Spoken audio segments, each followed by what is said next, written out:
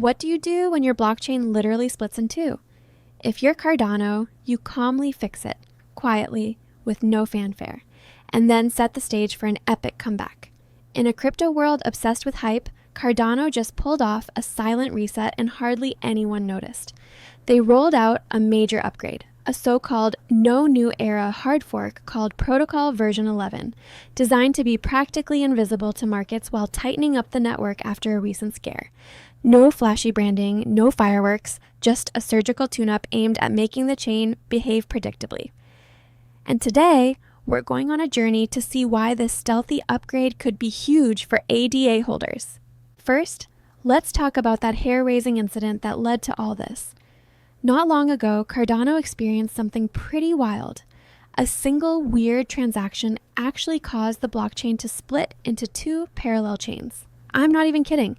Imagine waking up to find Cardano running in two different realities at once, one containing a poisoned transaction and another healthy chain without it.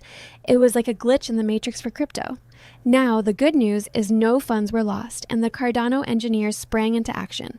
They worked overnight to whip up a hotfix, and by the next day, everyone updated their nodes and merged the split back into a single chain. Crisis averted. But that freak incident was a serious wake-up call, one that screamed, hey, we need to fortify the system, now. So, how did Cardano respond? By quietly beefing up the network's brain and body. The developers proposed Protocol 11, an intra-era hard fork, meaning it doesn't start a whole new era of Cardano with a fancy name. It just improves the current one. Think of it like a stealth software update that you don't even realize installed overnight. This upgrade was deliberately kept low-key to avoid any disruption or drama.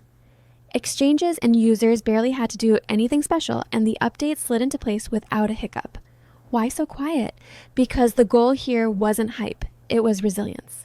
Cardano wanted to fix the bug that caused the chain split and make sure it never happens again, all without spooking the community or the markets.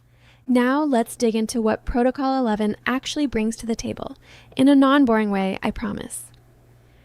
Under the hood, the focus was on reliability and making life easier for developers, not on some new meme coin or glossy feature. The engineers tightened the rules for how some cryptographic keys and transactions work, basically adding guardrails so that malformed transactions, like the troublemaker we saw, can't slip through so easily. It's a bit like a car company recalling a model to fix a faulty part. You might not notice any difference as the driver, but under the hood, the engine is safer. They also added a bunch of new built-in tools for smart contracts. Now, I know terms like built-in primitives for arrays and modular exponentiation sound like a mouthful, but here's why that matters. Imagine you're a developer on Cardano. Before, you had to write a lot of custom code to do certain tasks, which was like using a Swiss Army knife for a job that really needed a power drill. With Protocol 11, Cardano basically handed developers a new toolbox with power drills included. Tasks that deal with lists of data, arrays, big math calculations, the modular exponentiation for the nerds out there, or handling multiple assets at once are now much easier. In plain English, writing complex apps on Cardano just got simpler and more efficient. That means fewer bugs, faster development, and potentially more cool Cardano-based apps down the line. One upgrade in particular has the cryptography geeks excited. Support for BLS 12-3 81 multiscalar multiplication. Don't run away. I know it sounds like the model number of a Star Wars droid, R2-D2, meet BLS 12-381. But what it does is pretty awesome. It's a cryptographic upgrade that basically turbocharges Cardano for things like zero-knowledge proofs and cross-chain interoperability. Zero-knowledge proofs, those magical math protocols that let you prove something without revealing the details, are key for privacy and scaling. And this upgrade makes them faster and cheaper to use on Cardano. In fact, the Cardano devs measured that some operations could run double-digit percentages faster just by this change.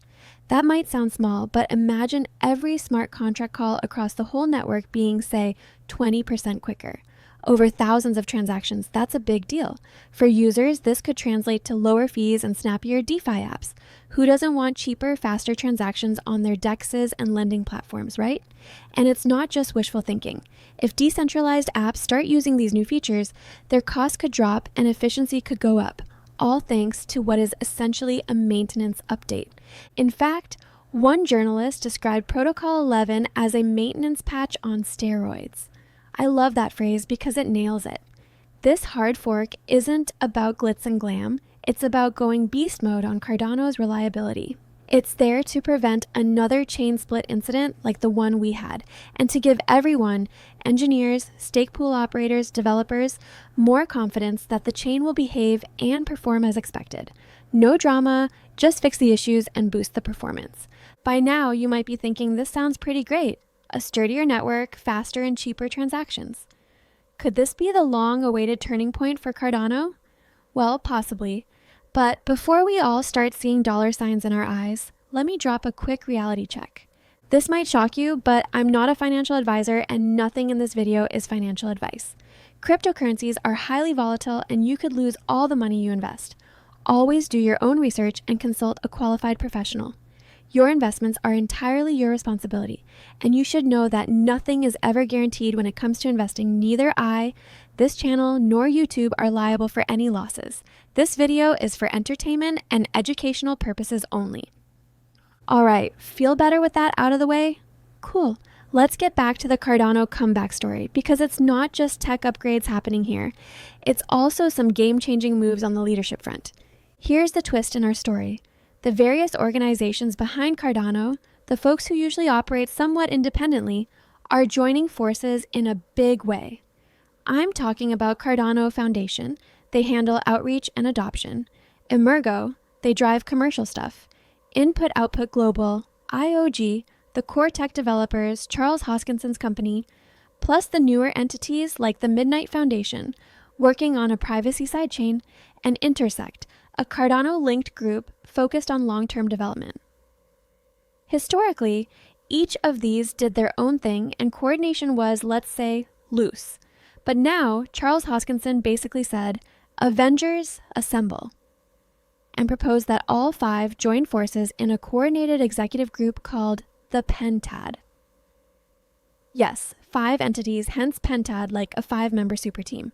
It's like if your favorite band's members, who normally do solo albums, suddenly formed a supergroup to drop the album of the year. The idea is that by uniting, these groups can move faster and with a single vision, instead of pulling in different directions. Hoskinson even compared it to collective bargaining. If everyone negotiates separately, they get a raw deal, but if they stand together, they can make big deals and actually get things done. In his words, if we're divided, we get divided and conquered. Together, we can negotiate, sign deals, and actually get things done. It's a bold move, and it shows a lot of intent. Cardano wants to speak with one voice when it comes to growing the ecosystem, making partnerships, and pushing upgrades. So what will this Penta-toad actually do? They're kicking it off with a very practical plan. Phase 1 is basically, let's build all the missing pieces. Cardano, for all its strengths, has been missing some of the basic infrastructure that other blockchain ecosystems have. For example, robust stablecoins, bridges to other blockchains, oracles for real-world data, the unsexy stuff that you really need if you want a thriving DeFi and dApp ecosystem. The Penta-toad is essentially saying, all right, let's stop messing around and just get these things done. They're treating it like a pilot project. Deliver these core pieces ASAP and measure the results in a strict pass-fail way. No half measures, no endless research projects. Just build the thing and either it works or it doesn't. If they succeed in phase 1, then they move to phase 2, which is all about growth mode. Phase 2 would mean using that newly built infrastructure to aggressively expand Cardano's DeFi and real-world use. Think more users, more value locked, more everything. In fact, the Penta-toad already has a vision for this. They plan to identify 10 to 15 key dApps in the ecosystem and turn them into superstars. How?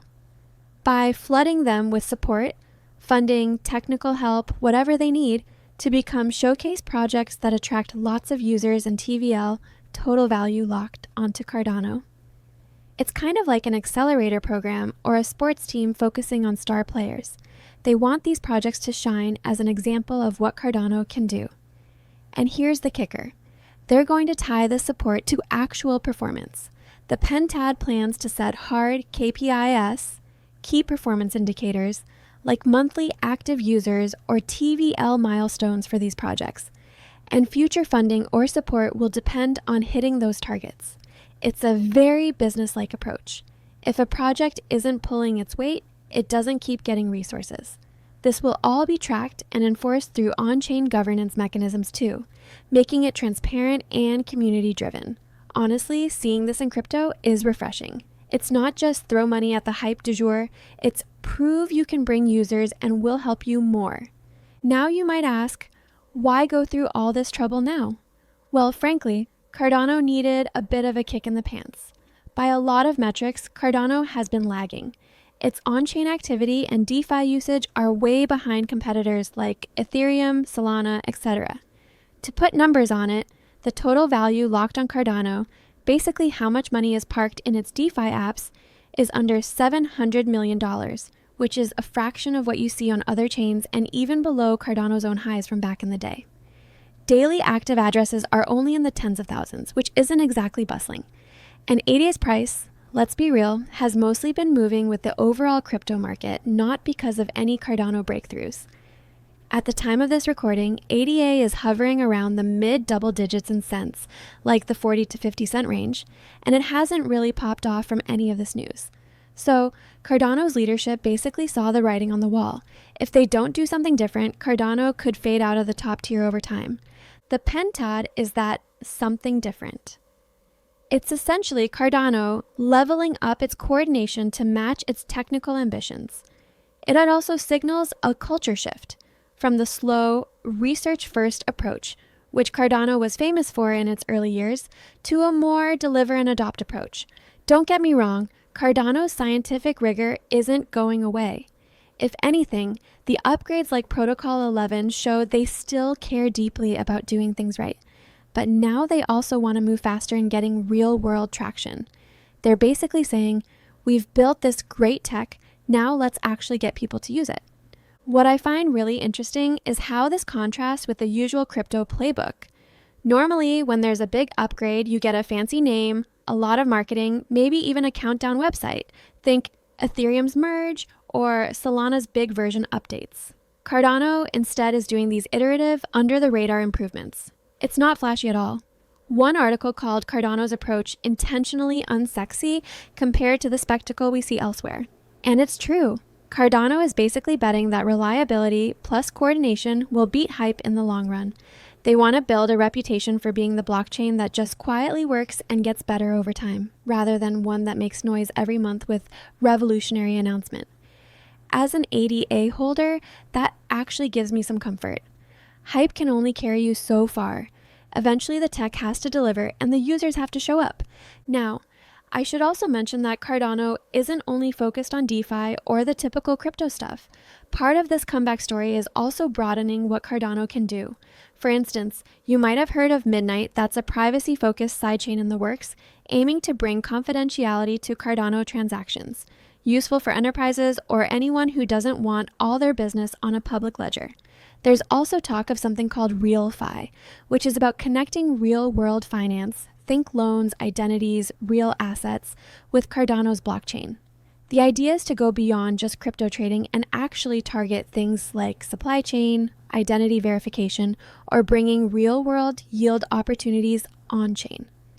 These initiatives show that Cardano's ecosystem is aiming to be diverse. It's not putting all its eggs in one basket.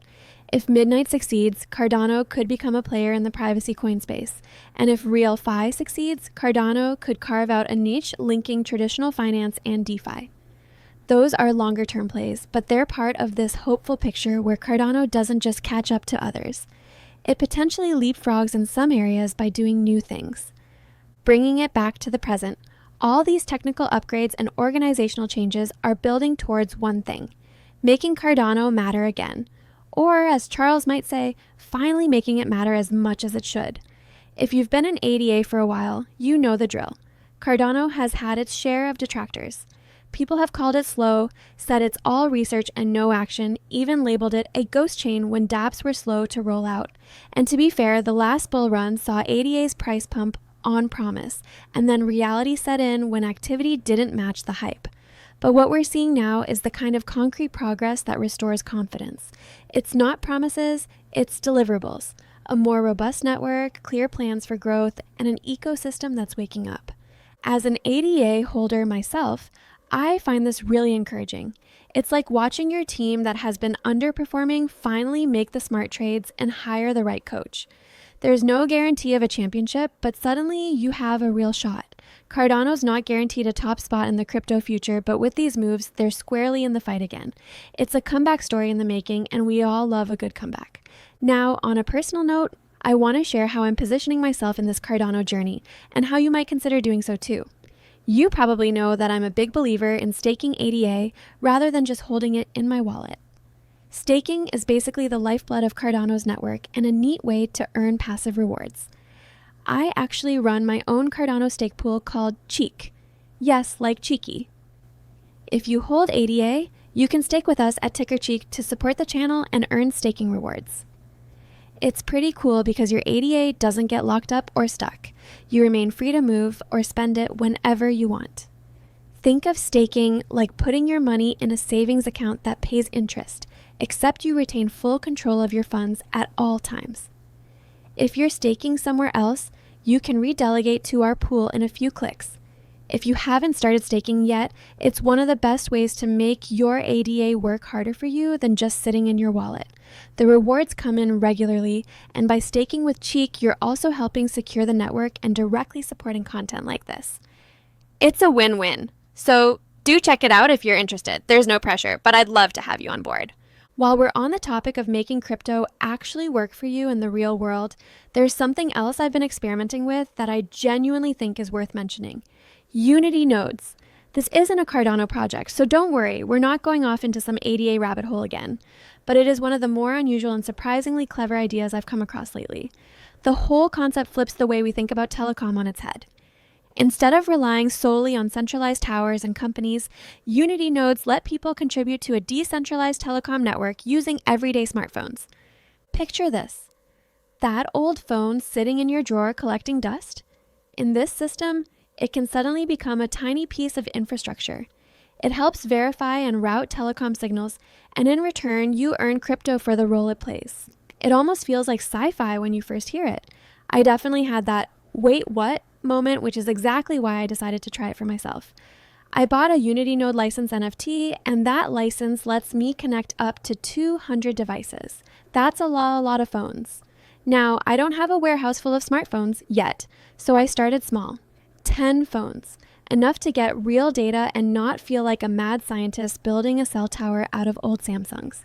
But here's the fun part.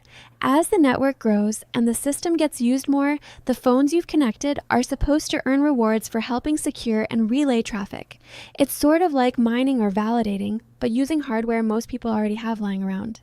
If my test run with 10 phones performs well, I might scale it up. Why not? I've already got the license for 200 devices, and the whole point of trying these experiments is to see what's possible. Maybe it turns into a sweet little passive income stream, maybe it fizzles, but either way, it pushes the boundaries of what crypto can do outside of trading charts. Another thing I really like is the flexibility in the rewards. You can choose what crypto you want to be paid in, which is great if you're trying to build multiple bags at once. I'm picking BTC, ETH, ADA, and XRP for now, a little spread, a little safety, and of course, a little extra ADA because I'm always finding ways to grow that stack. And yes, in case you're wondering, Unity does offer ADA payouts, which is partly why I thought some of you would actually find this interesting. Now, this isn't going to become the main focus of the channel. Think of it as a side quest, something I tinker with in the background while covering the bigger developments in crypto. But I wanted to bring it up because it's different, it's creative, it's the kind of tech experiment that reminds me why I fell down the crypto rabbit hole in the first place. If you want to dig deeper, the mechanics, the economics, what it realistically could earn, I dropped their light paper and a rewards calculator in the description. Give it a look if you're curious, and of course, do your own research. We already had our disclaimer talk, so you know the drill. For me, this is trial and error. And regardless of the outcome, it's exciting to watch these new ideas come to life. Speaking of community and experimenting together, I want to invite you to join us off camera too. We've got a free educational Discord linked in the description where a bunch of us hang out, talk projects, share news, compare strategies, and help each other learn. It's a genuinely good environment. No ego, no gatekeeping. Whether you're brand new or you've been trading for years, there's a place for you. I'm active there myself, and it's one of the easiest ways to talk directly with me and meet people who are just as curious about the crypto world as you are. If you haven't hopped in yet, come say hi. I'd love to hear your take on Cardano's latest moves or anything else you're researching. Now, let's bring this Cardano comeback story home. Protocol 11 might not have launched with fireworks or a hype campaign, but in terms of what it represents, it feels like a real turning point. It's that moment in a movie where the protagonist gets knocked down, wipes the dirt off, and stands up with a different kind of determination. Cardano isn't trying to outflash anyone. It's tightening up the fundamentals, strengthening leadership coordination, smoothing the upgrade process, and quietly setting the stage for what comes next. For longtime AD holders, this is the kind of shift that actually means something. It signals resilience, direction, and a renewed sense of purpose. Does that guarantee a price breakout? Of course not. Nothing in crypto is guaranteed, but what it does mean is that the foundation is stronger today than it was a month ago. The plan is clearer, the tech is maturing, and the community is still here, which says a lot. After following Cardano for years, seeing all of this come together genuinely puts a smile on my face. It feels like hope backed by real progress, not just hope backed by marketing slogans.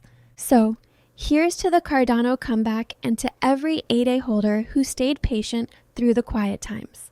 The next year is going to reveal a lot, whether the upgrades pay off, whether the partnerships blossom, whether this new chapter delivers on its promise. I'll be watching closely, staking my ADA, and sharing the journey with you. If you haven't already, make sure you subscribe for more crypto stories, experiments, insights, and deep dives. Thanks for sticking with me, and I'll see you in the next one.